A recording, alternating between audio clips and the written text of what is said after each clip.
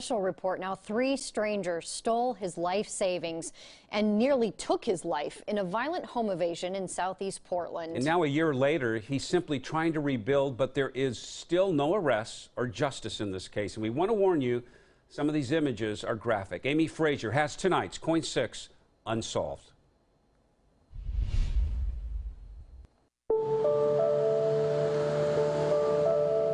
People say I look good on the outside as far as the healing goes, but on the inside, I'm still struggling. 46-year-old Joshua Morrison wants a normal life again. Got to stay positive and one foot in front of the other. But the violent attack he survived a year ago is always with him. Just such a heinous crime, you know. I can't believe, I have a hard time believing people exist out there like that. What happened that March day in the Woodstock neighborhood has left him with haunting questions. Why would you do that to another person? Why did you do that to me? I mean, I don't even know these people. At the time, Joshua's home was his haven. After doing landscape and maintenance work for others, he was finally making progress on his own house. Life was good. Working on my home, fixing it up.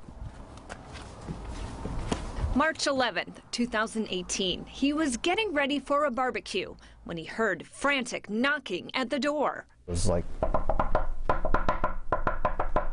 you know, and then it kept on going. He opened the door.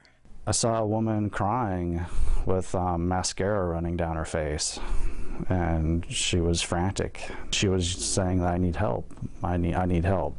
I need to come in. The woman claimed she was trying to get away from her abusive boyfriend.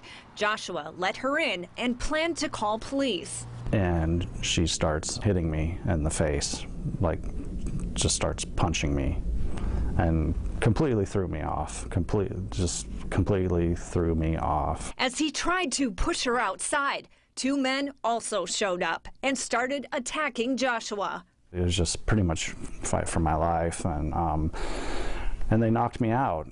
He was in and out of consciousness as the 3 suspects ransacked his home. They zip-tied my hands behind my back.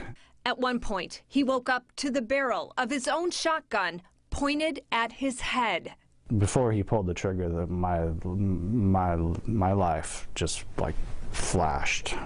My whole childhood, just everything. It was empty. So the suspect beat Joshua with the gun as the 2 others continued to tear apart his home.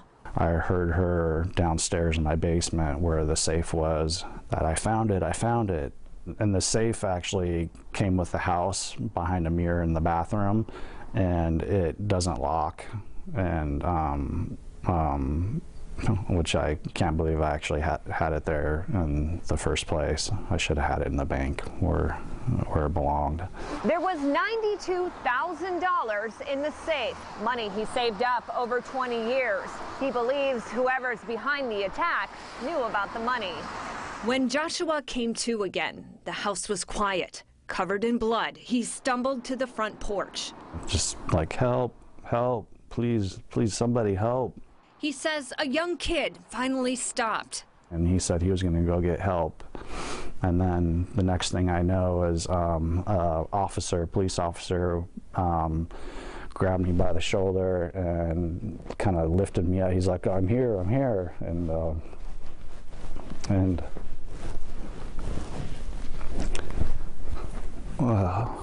he will always be grateful to those who helped him, from the Good Samaritan. And I would love to find out who that person is. To police and doctors and family and friends. So that lifts me back up with society.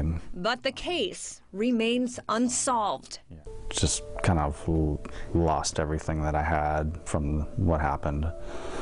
Losing my financial income and having to sell my home has been really tough. Still, he's determined to rebuild. Trying to find a job, working in the kitchen, dishwashing. And hoping a tip to police will lead to justice.